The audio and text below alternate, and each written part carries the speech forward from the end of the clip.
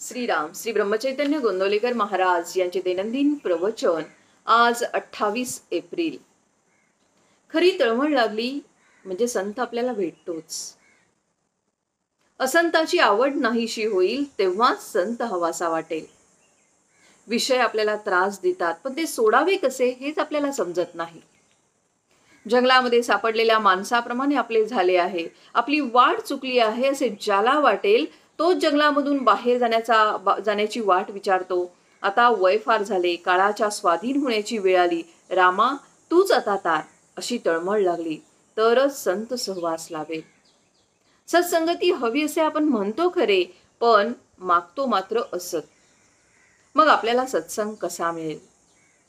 स्वतःला कसे विसरावे हे करण्याकरता संतांना शरण जावे।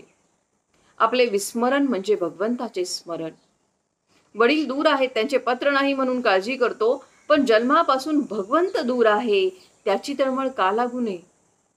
आपण नामस्मरण करतो पण ज्याचे नाम घेतो तो कोण असा विचार करतो का?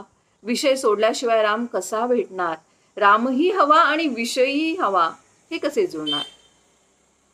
मला जोपर्यंत चिमटा घेतलेला कळतो तोपर्यंत कर्ममार्गानेच जाणे जरूर आहे। कर्ममार्ग सांभाळताना करता मी नव्हे ही भावना सांभाळणे जरूर आहे। तो खरा अनुभवी आहे, तो बोलणारच नाही, आणि बोललाच तर तो अगदी थोडे बोलेल ते उत्तम होय। अनुभवी खरा, पण नाईलाज म्हणून जो बोलतो तो त्याच्यापेक्षा थोडा कमी समजावा। आणि कोणीतरी बोलल्याशिवाय लोकांना कळणार कसे असे म्हणून जे लोक कमीपणा पत्करूनही पुष्कळ बोलतात, परंतु अनुभव नसताना उगीच शब्द पांडित्य करणारे हे अगदी खालच्या दर्जाचे होत। ज्याला अनुभव कमी त्याला शब्द पांडित्य फार असते।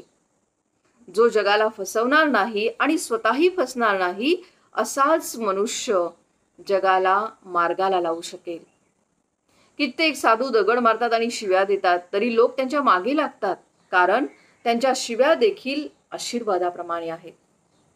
हे कित्येक लोकांच्या ध्यानीच येत नाही। एखादा मुलगा बापाला म्हणू लागला की मी इतका जवळचा पण मला मिळतो मार, आणि तो लांबचा पोर त्याचे मात्र लाड, पण तो मारच आपल्या हिताचा आहे हे त्याला नाही समजत। साधूच्या बोलण्यामध्ये किंवा मारण्यामध्ये सुद्धा दृष्ट बुद्धी नसते। संत जे काही बोलतील ते जगाच्या कल्याणाकरिताच असते। संत निस्वार्थी असतात, ते तळमळीने सांगतात, त्यावर आपण श्रद्धा ठेवली पाहिजे आणि संतांच्या सांगण्याचा खरा अर्थ आचरणानेच आपल्याला कळेल। आजचे बोधवचन: संतांच्या संगतीमध्ये आपण गेलो की मग आपले कर्तृत्व संपते। जय जय रघुवीर समर्थ।